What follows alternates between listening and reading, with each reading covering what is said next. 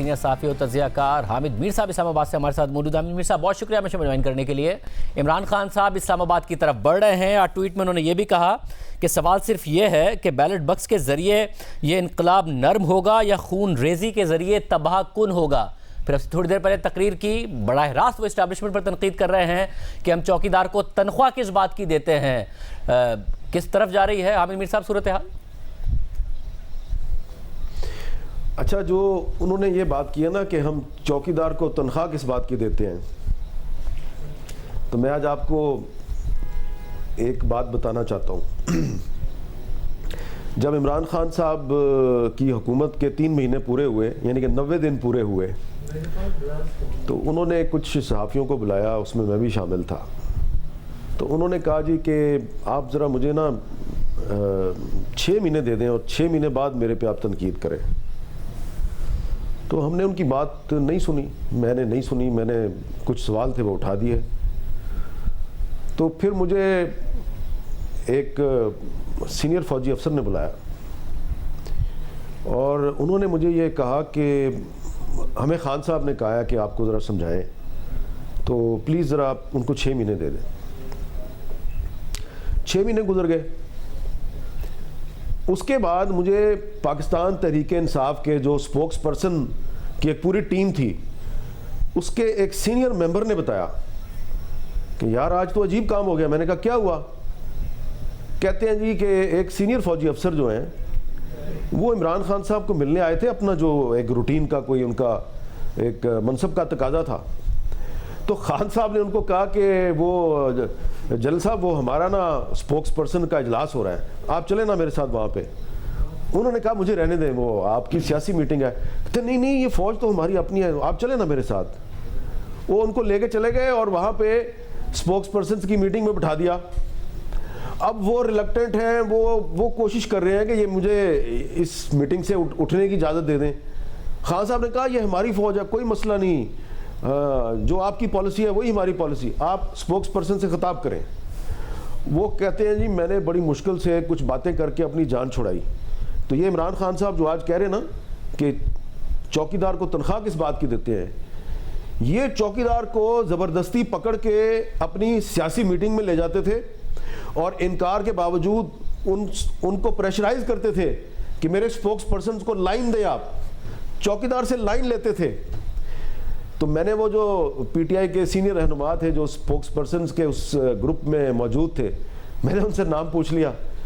انہوں نے مجھے نام بتایا تو مجھے بڑا افسوس ہوا، لیکن پھر مجھے یہ بھی پتہ چل گیا کہ وہ زبردستی ان کو لے کے گئے تھے چوکیدار کو وہاں پہ۔ تو آپ چوکیدار کو تو چوکیداری کرنے نہیں دے رہے تھے، آپ تو چوکیدار کو استعمال کرنے کی کوشش کر رہے تھے۔ آپ نے پہلے D G I S I کو جنرل ندیم انجم کو کہا کہ جناب یہ اپوزیشن کو اندر کر دیں، انہوں نے کہا لکھ کے دیں، آپ بھاگ گئے، آپ نے کہا لکھ کے نہیں دوں گا۔ پھر آپ نے جنرل قمر جاوید باجوہ کو کہا کہ یہ سارے چور ڈاکو ہیں، ان کو اندر کریں، تو انہوں نے پتہ کیا جواب دیا؟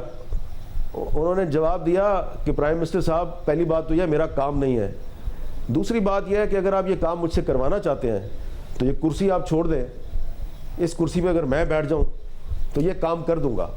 تو یہ عمران خان صاحب جو ہے نا یہ چوکیدار والا جو بیانیہ بیچ رہے ہیں، ٹھیک ہے یہ عام لوگوں کو بیچتے رہے، لیکن ہم لوگ جو بہت سی باتوں کو جانتے ہیں، رہنے ہی دیں، میرا منہ نہ کھلوائیں، ابھی تھوڑی سی باتیں بتائی ہیں آپ کو۔ عامر صاحب سر ڈھکا چھپا نہیں ہے، خان صاحب یہ تو کہہ نہیں رہے کہ آپ آئین کے مطابق اپنا کام کریں، خان صاحب تو کہہ رہے ہیں میری سپورٹ میں آ جائیں، اور جیسے جیسے مارچ اسلام آباد کی طرف بڑھ رہا ہے وہ اس بیانیے کو مضبوط کرتے جا رہے ہیں، یا غلط بیانی کی بنیاد پر کہ یہ میرا آئینی مطالبہ ہے کہ اس حکومت کو ہٹانے میں اور الیکشن کرانے میں فوج کردار ادا کرے۔ اب ظاہر نئے آرمی چیف کی اناؤنسمنٹ ابھی تک نہیں ہوئی ہے، ایک ونڈو ہے، آپ کو لگتا ہے کہ اس ونڈو میں جو بات وہ کر رہے ہیں، اور خان صاحب ظاہر ایک سمارٹ پولیٹیشین تو ہیں، وہ کہیں نہ کہیں کسی کیلکولیشن کے تحت ہی کر رہے ہیں، انہیں کہیں نہ کہیں لگتا ہے کہ اس کا اثر ہو رہا ہے؟ دیکھیں شاہد بھائی، عمران خان صاحب نے جو سارا پھٹا ڈالا ہوا ہے نا، وہ صرف اور صرف اس لیے ڈالا ہوا ہے کہ وہ اپنی مرضی کا آرمی چیف لگوانا چاہتے ہیں، نہ کوئی انقلاب کا مسئلہ ہے، نہ کوئی اور مسئلہ ہے۔ یہ جب میں نے آپ کو تھوڑی دیر پہلے بتایا نا کہ جب جنرل قمر جاوید باجوہ صاحب جو ہیں، ان کو جب انہوں نے کہا کہ آپ یہ اپوزیشن کو پکڑیں تو انہوں نے انکار کیا۔ تو اس کے بعد پھر انہوں نے فیصلہ کر لیا کہ یہ جنرل قمر جاوید باجوہ صاحب کو ان کا ٹرنیور مکمل نہیں کرنے دینا اور ان کو پہلے جو ہے ہم نے فارغ کر دینا ہے. اور اس دوران جنرل قمر جاوید باجوہ صاحب جو ان کو اتنا زج کیا گیا کہ ایک دن انہوں نے خود ہی اپنا عہدہ چھوڑنے کا فیصلہ بھی کر لیا. اور جب انہوں نے پرائم منسٹر آفس کو اطلاع دی تو پھر انہوں نے وہ DGISI کی ٹرانسفر والا جو نوٹیفیکیشن ہے وہ بھی کر دیا. تو ابھی بھی ان کا سارا پھڈا یہی ہے. اور دوسری بات یہ ہے کہ آج جو نواز شریف صاحب نے جو ٹویٹ کیا ہے تو اس میں بھی وہ انہوں نے کہا کہ تم نے جو ISI کے سربراہ نے جو پریس کانفرنس کیا تم اس کا جواب نہیں دے رہے. تو میں سمجھتا ہوں ذاتی طور پہ ایک طرف عمران خان صاحب آرمی کے افسروں کے نام لے رہے ہیں سیاسی جلسوں میں, نواز شریف صاحب بھی ٹویٹس کر رہے ہیں. تو پاکستان کے جو سیاستدان ہیں, میری ان سے گزارش ہے کہ فوج اگر کہہ رہی ہے کہ ہمیں سیاست سے دور رکھے تو خدا را آپ بھی اس کا خیال کریں. اگر آپ بھی اس طرح فوج کو سیاست میں ملوث کریں گے تو پھر ووٹ کو عزت کا نعرہ کدھر جائے گا.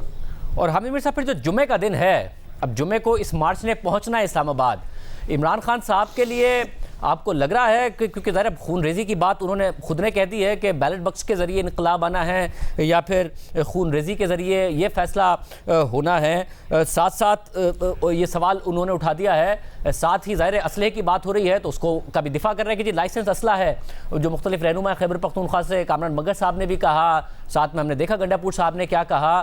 آپ کو لگ رہا ہے کہ خطرہ ہے یا پھر بڑا مشکل ہے کہ خان صاحب اپنے مقاصد حاصل کر پائیں گے اور وائلنس کا بھی امکان کم ہے؟ شاہزیب صاحب میں تو بیٹھا ہوں اسلام آباد میں, پچھلے 2 دن سے اسلام آباد میں سیکیورٹی ایجنسیز کے لوگ جو ہیں وہ جس قسم کی ڈرلز کر رہے ہیں, جس قسم کے نعرے لگا رہے ہیں اور پھر لاؤڈ سپیکر پہ ان کے انسٹرکٹرز جو ہیں ان کو جو سمجھا رہے ہیں, تو کچھ جگہ ایسی ہیں نا جو لاؤڈ سپیکر پہ جو وہ انسٹرکشنز دے رہے ہوتے ہیں وہ تو ہم سن بھی لیتے ہیں نا. تو میں نے تو کئی گھنٹے کسی دیوار کے ساتھ لگ کے تو ساری باتیں سنی ہیں. اور دوسری طرف عمران خان صاحب خون ریزی سے ڈرا رہے ہیں اور علی مین گنڈا پور صاحب بندوقیں اکٹھی کر رہے ہیں, کامران بنگے صاحب بھی جو ہیں وہ تردید کے لیے تیار نہیں ہیں.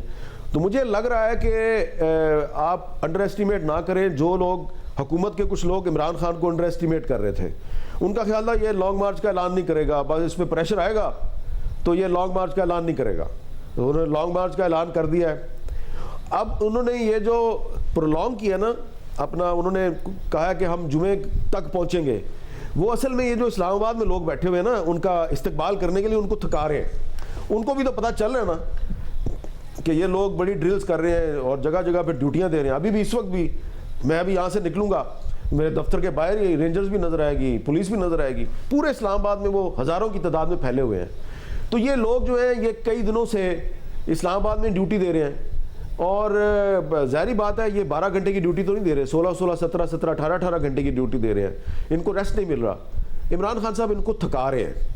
تو اس لیے اگر کوئی ان کو انڈر ایسٹیمیٹ کر رہا ہے تو وہ غلط فہمی سے باہر نکل آئے. عمران خان صاحب جو کہہ رہے ہیں وہ کرنے کی پوری کوشش کریں گے. ویسے یعنی وائلنس کا پورا خطرہ موجود ہے خدا نخواستہ؟ اللہ کرے کہ وائلنس نہ ہو, لیکن یہ رائٹنگ آن دی وال ہے, یہ مجھے تو نظر آ رہی ہے.